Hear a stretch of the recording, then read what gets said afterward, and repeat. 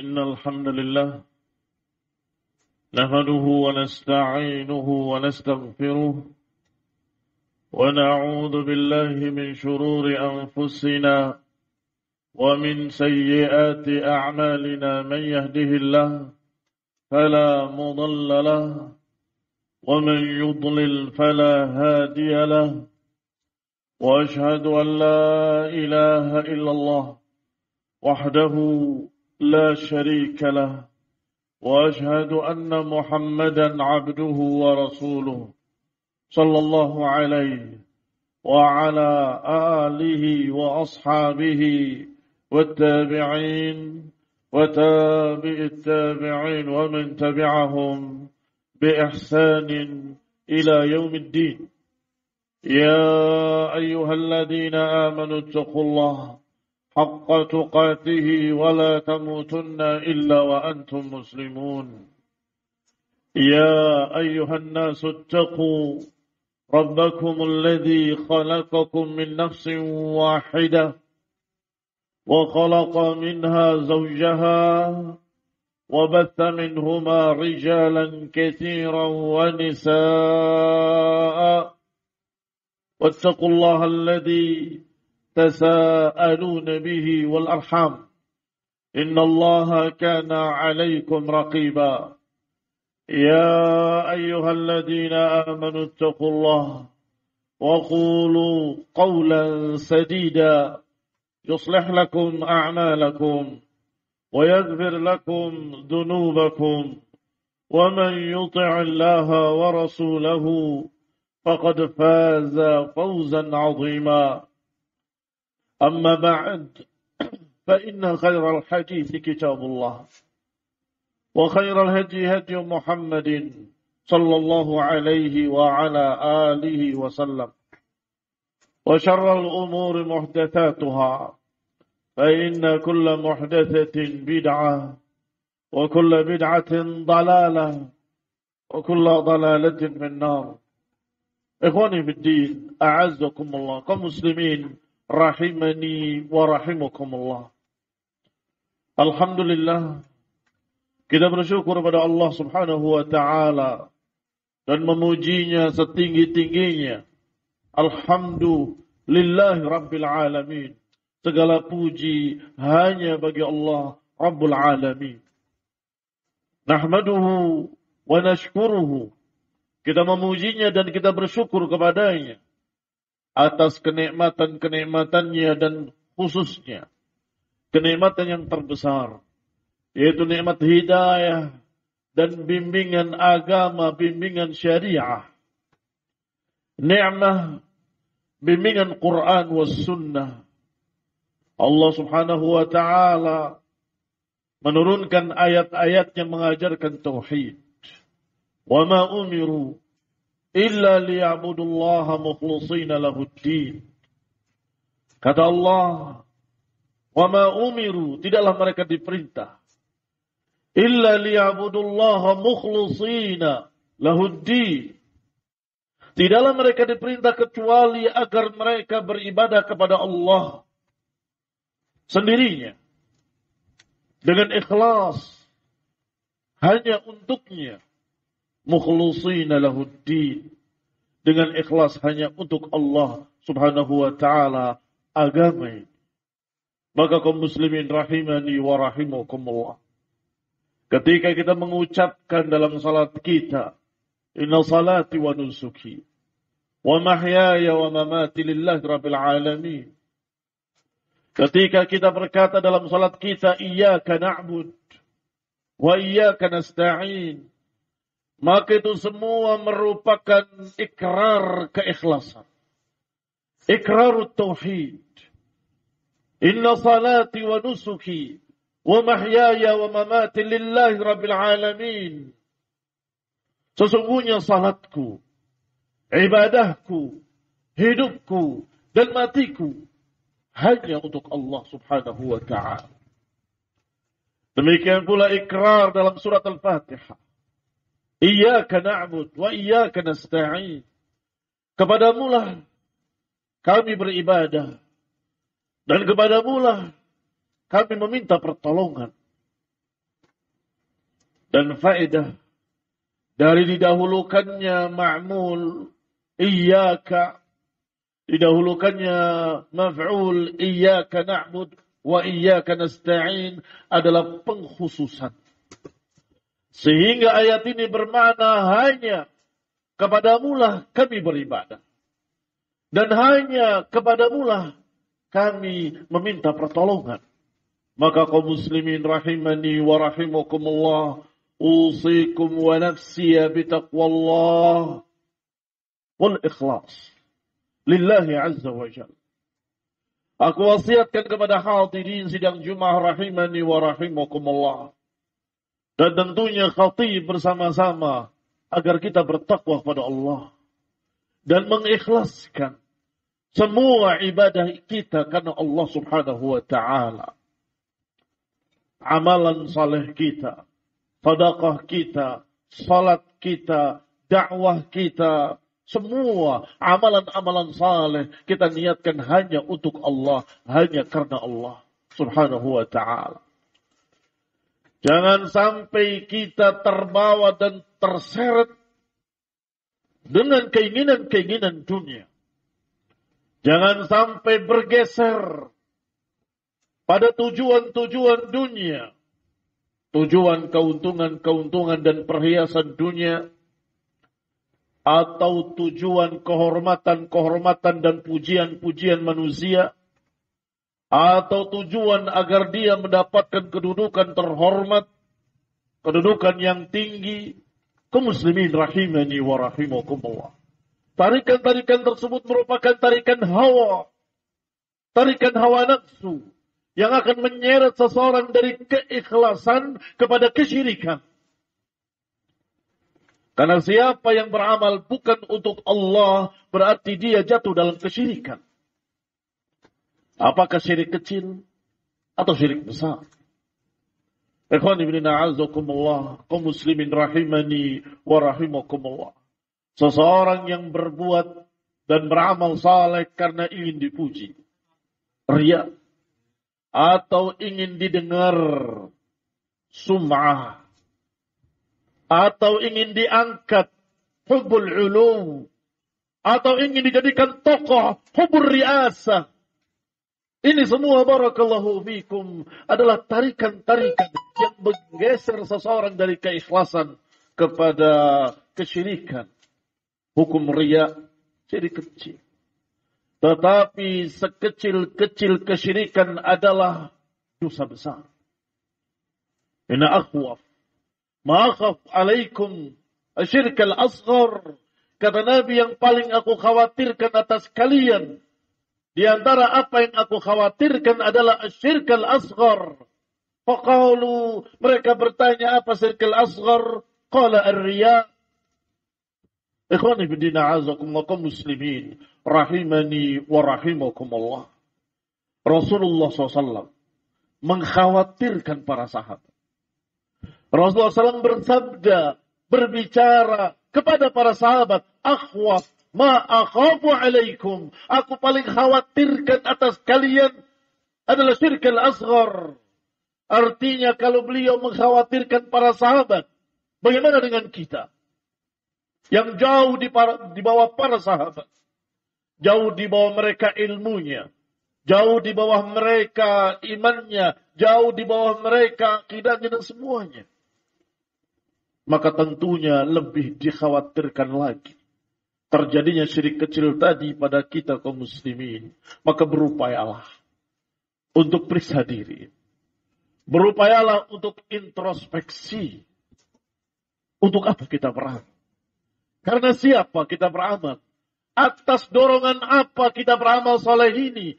Kaum muslimin rahimani wa rahimakumullah. Kadang seseorang diawali amalannya dengan keikhlasan, tetapi suatu saat dia terseret dengan pikirannya sendiri, hawa nafsunya sendiri, sampai kemudian muncul dalam hatinya ujub dan bangga diri. Betapa hebatnya saya. Ketika muncul sifat ujub dan bangga diri, maka keluar di mulutnya kesombongan. Itu karena saya, itu karena saya, itu karena kehebatan saya. Kalau bukan karena saya, nggak akan dia menjadi salafi. Kalau bukan karena saya, nggak akan dia selamat dan seterusnya dan seterusnya. Mulai bergeser, mengangkat dirinya. Tidak lagi mengangkat Allah, tidak lagi berdakwah untuk li'i'la'i kalimatillah, untuk mengangkat kalimat Allah, tetapi mengangkat dirinya. Ikhwani fillah azakumullah, kalau sudah seperti itu, sudah jatuh ke dalam perkara yang mengerikan, yaitu syirik-syirik kecil. Apalagi ketika sudah lahir dalam bentuk kesombongan. Yang dikatakan la yadkhulul jannah man kana fi qalbihi mithqala dzarratin min kibr. Enggak akan masuk surga seorang yang di hatinya ada sebiji darah dari kesombongan. Dan kesombongan memiliki berbagai macam akibat-akibat jelek. Memiliki bahaya-bahaya besar. Kalau dia sudah merasa dirinya paling tinggi, merasa dirinya paling hebat, itu adalah lahir dari ujub yang ada pada dirinya. Sebagaimana dikatakan oleh Ibnu Qayyim rahimahullahu ta'ala, bahwa ujub di dalam hati akan melahirkan kesombongan di dalam lisannya. Ujub, bangga diri dalam hati.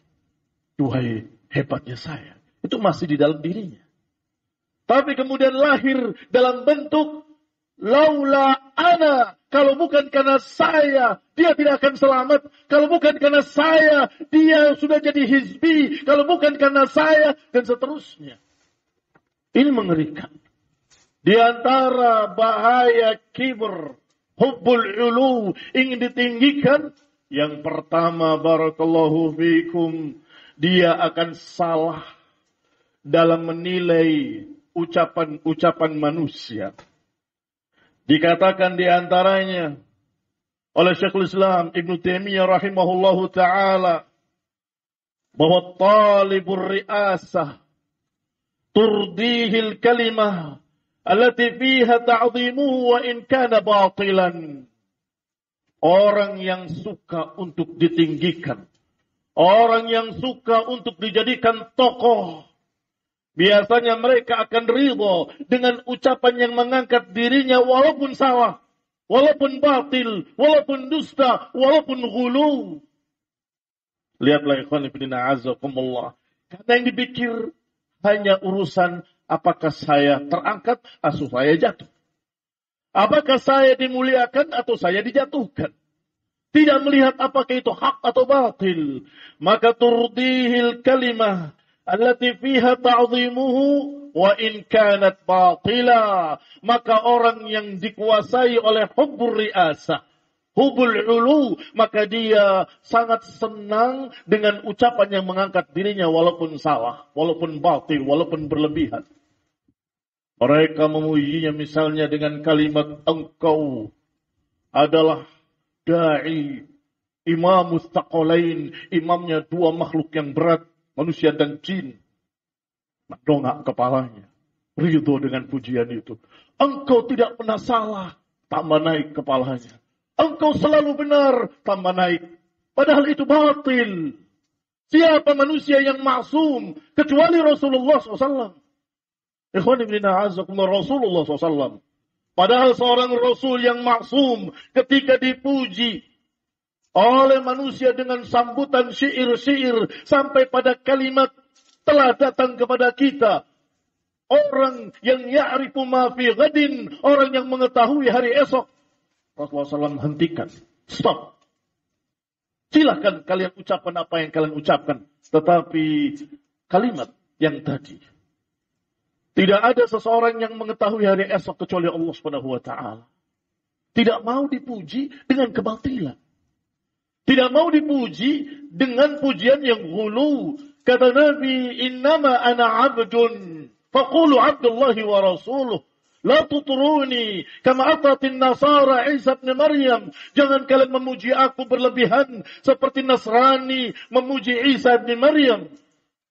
Dipuji, diangkat, sampai kemudian dikatakan anak Tuhan, jelmaan Tuhan, atau satu yang tiga yang satu.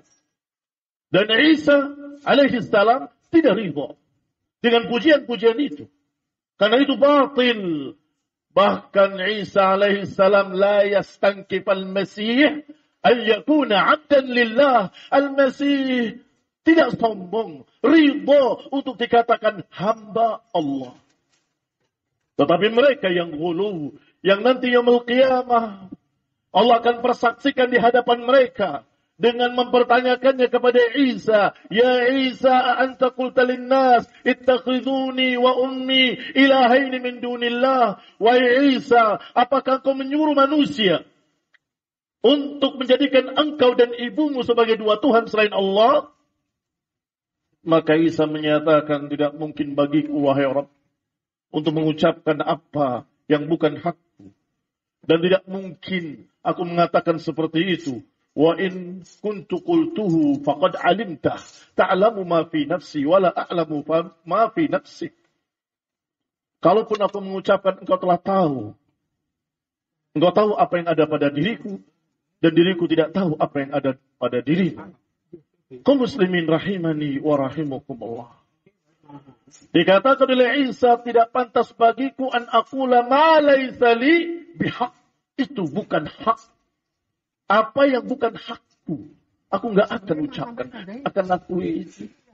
Tetapi lihatlah kata Syekhul Islam Ibnu Taimiyah rahimahullah di dalam Majmu' Fatawa juz ke-10 halaman 600. Orang yang dikuasai hubbul ulu wa hubbur ri'asah, dia akan ridha dengan pujian apapun walaupun salah. Walaupun batil, walaupun berlebihan, walaupun batil. Barakallahu fikum. Sebaliknya. Masih lanjutan ucapan beliau rahimahullah. Wa tughdibuhu al-kalimah allati fiha dhammuhu. Dan dia akan benci dengan ucapan yang mencercanya atau menjatuhkannya. Atau yang terkesan menjatuhkannya. Wa in kana haqqan, walaupun hak. Karena hubur riasah, karena hubul ulu, maka ketika ada kalimat kritikan yang menyalahkan dia merasa terjatuhkan dengan itu, maka dia marah dan dia tentang, dia akan marah dengan kalimat seperti itu, walaupun ternyata hak. Walaupun ternyata hak. Karena di pikiran orang tersebut, bukan apakah hak atau batil. Di pikiran orang seperti ini, ukurannya adalah apakah aku terangkat atau aku jatuh. Kaum muslimin rahimani wa rahimakumullah. Sebaliknya wal mu'min, masih ucapan Syekhul Islam rahimahullah. Wal mu'min turdil kalimatul haq. Seorang mukmin akan ridho dengan kalimat yang hak, apakah membenarkan dia atau menyalahkan dia. Lahu au alaihi. Dan dia akan marah dengan ucapan batil. Lahu au alaihi. Dia akan ridho. Dia akan senang dengan ucapan yang hak. Walaupun menyalahkan dirinya. Itu kebenaran. Ini sahih. Hadis sahih, kata Imam Malik rahimahullah. Ketika ditegur oleh muridnya. Ada sanadun hasan. Ini sanad yang hasan. Kemudian kata muridnya, aku melihat pada pertemuan berikutnya beliau rujuk. Beliau mencabut kembali. Tidak gengsi. Tidak malu, tidak berpikir nanti saya jatuh kehormatannya, atau turun kehormatannya, atau kemudian kita dibilang lebih bodoh dari muridnya, dan seterusnya. Tidak khawatir itu. Karena yang dipikirkan bukan masalah dirinya, tetapi dipikirkan masalah keikhlasan untuk Allah subhanahu wa ta'ala. Sebaliknya, ucapan yang batil seorang mukmin pasti benci. Walaupun kebatilan itu untuk mengangkat dirinya. Engkau adalah begini, engkau adalah begini. Iya. Jangan pakai kalimat-kalimat yang seperti itu. Aku tidak seperti itu. Para ulama ketika diangkat, dipuji, menangis mereka. Dan berkata, jangan berlebihan. Aku tidak seperti itu, wallah. Abu Bakar Siddiq radhiyallahu ta'ala anhu. Ketika ada yang memujinya, terdengar di telinganya. Dia takut kepada Allah Subhanahu wa taala. Ya Allah, la tu'akhidni bima yaqulun. Jangan salahkan aku, jangan adab aku karena pujian-pujian mereka. Waghfirli ma la ya'lamun, dan ampuni aku apa yang mereka tidak tahu. Artinya beliau merasa kalau mereka tahu aku yang sebenarnya, gak akan mereka memuji seperti itu. waghfir li ma la ya'lamun. Ikhwan fillah a'azakumullah.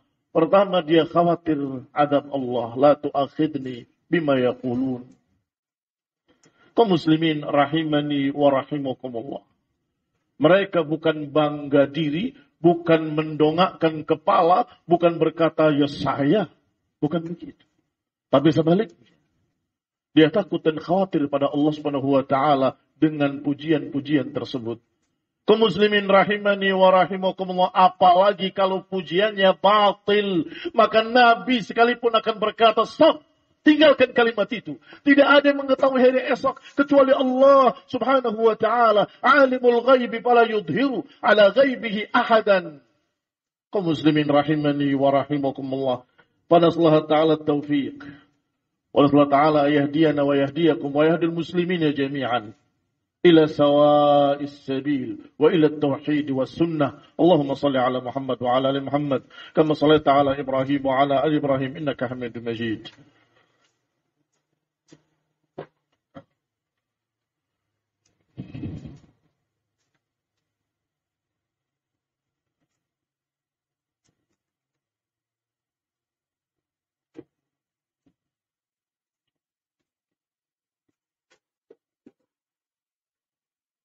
الحمد لله الحمد لله الذي هدانا لهذا وما كنا لنهتدي لولا أن هدانا الله.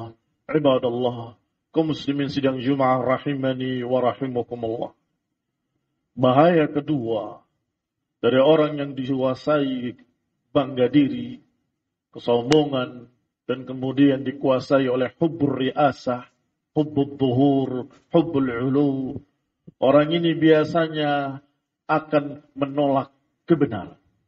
Susah untuk menerima kebenaran. Dikatakan oleh Imam Syaukani rahimahullah di dalam kitabnya Adabut Talab di halaman 41. Qala wa qad yutrak at-takallum bil haqqi. Kadang-kadang ditinggalkan penyampaian kebenaran. Muhafadatan ala hadzin, karena menjaga bagian pribadinya yang telah diberikan kepadanya, apakah dari harta atau kedudukan atau kehormatan. Kaum muslimin rahimani wa rahimakumullah. Lihatlah, dikatakan qad yutrak at-takallum bil haqq. Kadang-kadang penyampaian kebenaran tidak disampaikan. Karena khawatir menjatuhkan dirinya. Khawatir akan menjatuhkan kehormatannya. Atau hilang bagian dirinya. Atau hilang dunianya. Kaum muslimin rahimani wa rahimakumullah. Akhirnya, yang terjadi pada mereka para mutakabbirun sepanjang masa. Para mutakabbirun sepanjang masa menolak kebenaran. Bukan karena tidak tahu itu benar. Dan bukan karena tidak yakin itu benar. Tetapi mereka tahu, mereka yakin itu hak. Tetapi terhalang karena kesombongannya. Terhalang karena hubbul ulu. Ingin tetap ditinggikan di masyarakatnya. Kaum muslimin rahimani wa rahimakumullah. Masyarakat biasanya ada dua jenis. Ada jenis tokoh-tokohnya. Orang kayanya, pemimpinnya dan seterusnya, ada bagian rakyat jelata. Biasanya penyakit yang menghalangi mereka dari kebenaran, yang di atasnya adalah karena sombong, hubbul du'ur, hubbul riasah, hubbul ulu. Sedangkan yang di bawahnya taklid pada tokoh-tokohnya. Pokoknya saya ikut mereka. Ini dua penyakit yang sering menghalangi kebenaran. Sebagaimana apa yang terjadi di dakwah Rasulullah SAW ketika musyrikin menentangnya. Tokoh-tokohnya menentang dengan kesombongan. Sedangkan rakyat jelatanya ngikut taklid, membebek kepada yang di atasnya. Miswar ibn Makhramah radhiyallahu ta'ala anhu. Seorang sahabat yang masih memiliki hubungan famili dengan Abu Jahal. Disebutkan di dalam riwayat barakallahu fikum, dikisahkan oleh Ibnu Qayyim rahimahullahu ta'ala dalam Miftah dari Sa'adah. Di halaman 93, juz pertama. Ikhwan ibn a'azakumullah kaum muslimin rahimani wa rahimakumullah. Miswar ibn Makhramah ini ponakannya Abu Jahal. Abu Jahal adalah khalnya, saudara ibunya. Ya khal, wahai pamanku, apakah engkau pernah menuduh Rasulullah SAW dengan kedustaan sebelum ini? Sebelum Islam, sebelum dia berdakwah ke dalam tauhid, hal kuntum tattahimuna Muhammadan bil kadhibi qabla maqalatihi hadha? Qala, berkata Abu Jahal, ya ibna akhi, wahai anak saudaraku, wallahi laqad kana Muhammadan fina, sungguh Muhammad di tengah kami sallallahu alaihi wa ala alihi wasallam. Sejak kecilnya, dari mudanya, tidak pernah berdusta. Ma jarrabna alaihi kadiba. Kami tidak pernah mendapati dia berdusta. Qat, sama sekali. Falamma hadahu khattahu syayb. Apakah ketika rambut sudah memutih, tiba-tiba dia berdusta atas nama Allah? Lihat ucapan Abu Jahal. Kita tahu betapa jahatnya Abu Jahal. Bagaimana menentang Rasulullah SAW. Wahai anak ponakanku, kami kenal Muhammad sejak kecilnya. Tidak pernah berdusta atas nama siapapun. Tidak berani berdusta kepada manusia atas nama manusia. Apakah setelah berumur, setelah khotohus syaib, setelah rambutnya memutih, tiba-tiba berdusta atas nama Allah?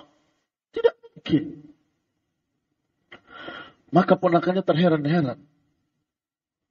Ya khal, falima la tattabi'una. Kalau begitu, kenapa kau nggak ngikut? Kalau kau tahu dia jujur, kenapa kau nggak ngikut? Dijawab oleh Abu Jahal, ya ibna akhi, tanaza'na nahnu wa banu Hashim. Kami bersaing dengan Bani Hashim.